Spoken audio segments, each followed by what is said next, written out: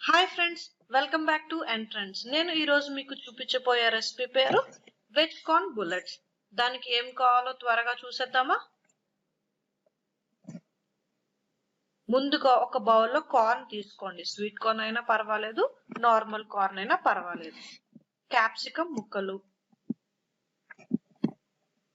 ఉల్లిపాయ ముక్కలు, చిన్నగా తరుగు పెట్టుకున్న అల్లం ముక్కలు, శనగపిండి,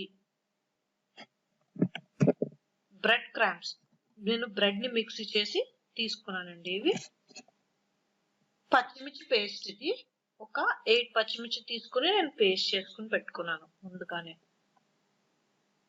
బియ్యపిండి అండి, ఒక బౌల్ ఆఫ్ బియ్యపిండి. ఒక నిమ్మకాయ రసం తీసుకోండి.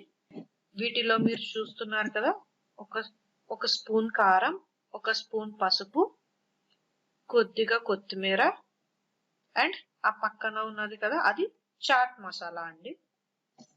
వీటన్నిటిని ముందుగా తీసుకొని పక్కన పెట్టుకుందాం. ముందుగా కార్న్ తీసుకున్నాం కదా, దాన్ని మనం మిక్సీ చేసుకున్నాము. ఇప్పుడు మిక్సీ చేసుకున్నాక ఇలా వచ్చిందండి. మీరు కొంచెం కచ్చాపిచ్చగా కూడా చేసుకోవచ్చు, కానీ నేను బాగా మెత్తగా గ్రైండ్ చేసుకున్నాను.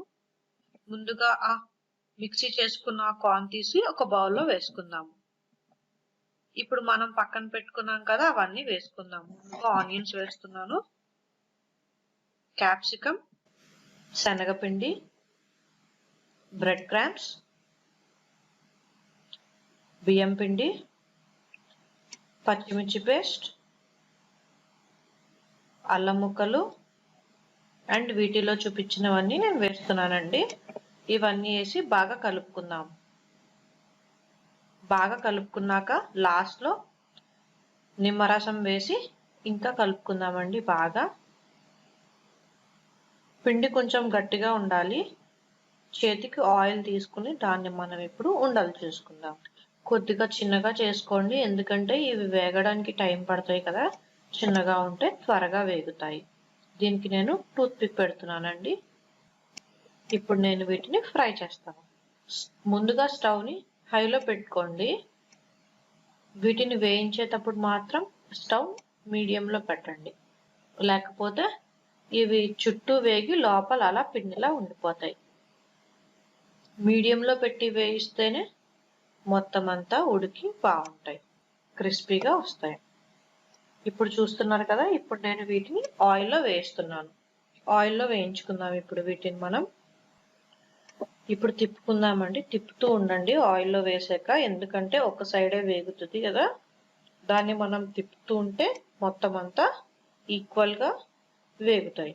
చూసారు కదండి ఎంత బాగా క్రిస్పీగా వచ్చిందో వెజ్ కార్న్ బుల్లెట్స్.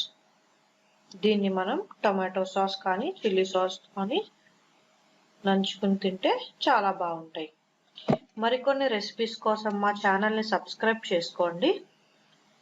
నోటిఫికేషన్స్ కోసం గంటని నొక్కండి. Thank you for watching.